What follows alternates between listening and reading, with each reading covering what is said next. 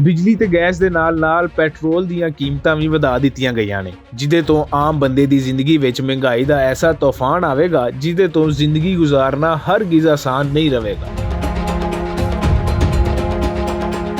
ਕਸੀਰ ਜਮਾਤੀ ਇਤਿਹਾਦ ਦੀ ਹਕੂਮਤ ਵੱਲੋਂ ਹਾਲਾਤ ਦੀ ਖਰਾਬੀ ਦਾ ਜ਼ਿੰਮੇਦਾਰ ਪਿਛਲੀ ਹਕੂਮਤ ਨੂੰ ਠਹਿਰਾਇਆ ਜਾਂਦਾ ਹੈ। ਪਾਰਲੀਮਾਨ ਤੋਂ ਲੈ ਕੇ ਅਵਾਮੀ ਜਲਸਿਆਂ ਤੀਕਰ ਇਹ ਤਕਰੀਰਾਂ ਕੀਤੀਆਂ ਜਾ ਰਹੀਆਂ ਨੇ ਕਿ ਤਹਿਰੀਕੇ ਇਨਸਾਫ ਦੀ ਕਿਆਦਤ ਨੂੰ ਅਵਾਮੀ ਮਸਾਇਲ ਦਾ ਜ਼ਰਾ ਅਦਰਾਕ ਨਹੀਂ। ਆਮ ਬੰਦਾ ਪਹਿਲੇ ਇਸ ਨਵੀਂ ਆਉਣ ਵਾਲੀ ਹਕੂਮਤ ਨੂੰ ਉਮੀਦ ਦੀ ਨਜ਼ਰ ਨਾਲ ਵੇਖ ਰਿਹਾ ਸੀ ਕਿ ਸ਼ਾਇਦ ਹੁਣ ਉਹਦੀ ਜ਼ਿੰਦਗੀ ਵਿੱਚ ਕੋਈ ਤਬਦੀਲੀ ਆਵੇ, ਲੇਕਿਨ ਇਸ ਨਾਮ ਨਿਹਾਤ ਤਜਰਬਾਕਾਰਾਂ ਦੇ ਟੋਲੇ ਨੇ ਉਹਦੇ ਕੋਲੋਂ ਉਹ ਹੱਕ ਵੀ ਲੈ ਲਿਆ ਜਿਹਨੂੰ ਸਫੈਦ ਪੋਸ਼ੀ ਕਿਹਾ ਜਾਂਦਾ ਹੈ। ਹੁਣ ਬਿਜਲੀ, ਤੇਲ ਤੇ ਗੈਸ ਦੀਆਂ ਨਵੀਆਂ ਕੀਮਤਾਂ ਮਗਰੋਂ ਆਮ ਬੰਦਾ ਇਸ ਨਾਲਾਇਕ ਇੰਤਜ਼ਾਮੀਆ ਲਈ ਕੋਈ ਖੈਰ ਦਾ ਜਜ਼ਬਾ ਨਹੀਂ ਰੱਖਦਾ। ਇਸ ਹਕੂਮਤ ਨੇ ਅਸ਼ਰਾਫੀਆ ਦੀ ਅਯਾਸ਼ੀ ਤੇ ਨਹੀਂ ਰੋਕੀ, ਲੇਕਿਨ ਆਮ ਬੰਦੇ ਲਈ ਜ਼ਿੰਦਗੀ ਨੂੰ ਬੜਾ ਔਖਾ ਬਣਾ ਦਿੱਤਾ ਹੈ। ਹੁਣ ਵੇਖਣਾ ਇਹ ਹੈ ਕਿ ਮਹਿੰਗਾਈ ਦੇ ਗਰਦਾਬ ਵਿੱਚ ਫਸੇ ਆਮ ਬੰਦੇ ਦੇ ਇਹ ਇਮਤਿਹਾਨ ਕਿੰਨੀ ਦੇਰ ਤੱਕ ਚੱਲਦੇ ਨੇ। ਕੋਈ ਮਸੀਹਾਈ ਹੁੰਦੀ ਹੈ ਜਾਂ ਫਿਰ ਬੇਹਿਸ ਮੁਕਤਦਰ ਹਲਕੇ ਇਹਦੀਆਂ ਸਾਵਾਂ ਹੋਰ ਵੀ ਉਲਝਾ ਦਿੰਦੇ ਨੇ।